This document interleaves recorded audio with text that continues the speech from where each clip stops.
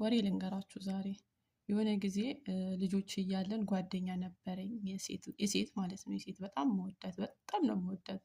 እንግዲህ የሆነ እሷን ስለይ ማለት ነው በቃ የሆነ ስሜት ነው የሚሰማኝ። አብረን ነው የምናድረው።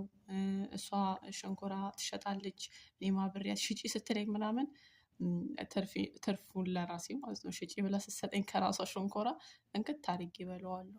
አይሸጥልኝም፣ ለኔ ምንም አይሸጥልኝም፣ ምንም ነገር አይሸጥልኝም። ከዛ በቃ በጣም ነው የምወዳት። በምንም አንለያይም፣ ምንም የምንለያየው ነገር ስንተኛም ስንፋዘርም ሲቀጠቅጠኝ እሷም አንድ ከዘራ ትበላለች፣ እኔ አንድ ከዘራ ከበላሁኝ እና የሆነ ሰዓት ላይ እኛ ሀገር ምን አለ መሰላችሁ የጾም ፍቺ ጊዜ የሚሰገደው መስጊድ ላይ አይደለም፣ ወጣ ያለ ቦታ ወደ ወንዝ ምናምን ሄደን ነው፣ ሰፊ ቦታ ስላለ እዛ ሄደን ነው የምንሰግደው።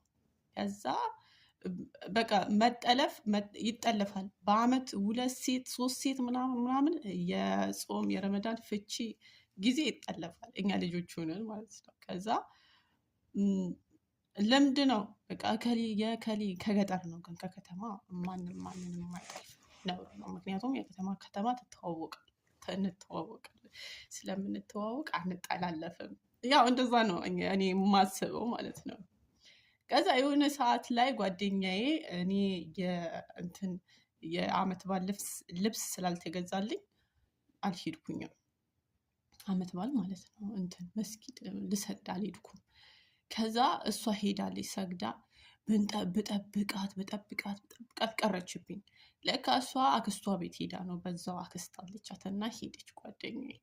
ከዛ በበነጋታውም አልመጣችም። በበነጋታው ምን ይለኛል የሆነ ልጅ፣ ቴኒስ ልጅ አይደለም እኮ ሰውዬ ነው፣ ያው ልጅ ልበለው፣ ቴኒስ ያጫውታል። ከዛ ሄጄ አጠገቡ ላይ ቁጭ አልኩልኝና እባክህ ናፍቃኛለች የከሊት ምናምን ብዬ ስለው ውይ አገባች እኮ አለኝ።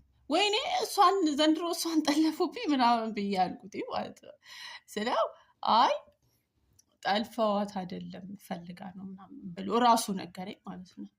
ከዛ ከሳምንት በኋላ እሷ ተመለሰች፣ እኔ እየጠበኳት ምናምን እኔ ናፍቃኝ ምናምን ላቀፋት ስል እሷ ስርስ ብላ ምናምን ሄደች። እንዴ ምን ሆና ነው ምን አድርጌ ነው ምናምን ብዬ እኔ ደግሞ የላችሁ በጣም ስሜታዊ ምን ሆና ነው ምንድን ነው ያኮረፈችኝ፣ እኔ ናፍቃኝ ላቀፋት ስመጣ ምናምን ብዬ ምን ሆነሽ ነው ብዬም አላልኳትም፣ ዝም አልኳትም ማለት ነው። ከዛ በጣም